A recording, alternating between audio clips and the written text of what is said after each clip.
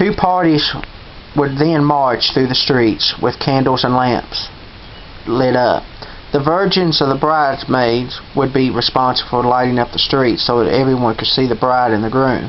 Together they would end up at the groom's house with people cheering the group along. Once at the house, those who had been invited would go into the house and the others would be kept out by locking the door. The true celebration would take place behind the locked doors for the invited guests. In the story, the 10 virgins was all members of the bridal party.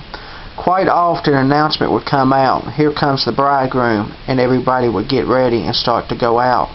But it would be a false alarm. Before the groom arrived at the bride's house, there was often delays.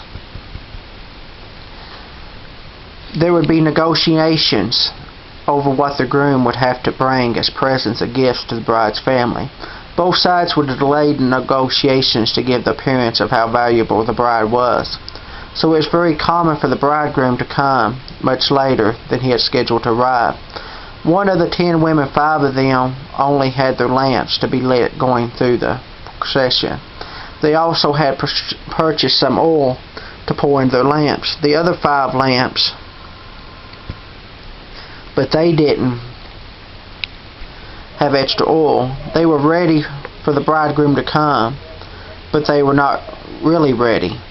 They were dressed properly, and they had been invited by the bride to be a part of her bridal party. They were in the right house with the right people beyond a shadow of doubt.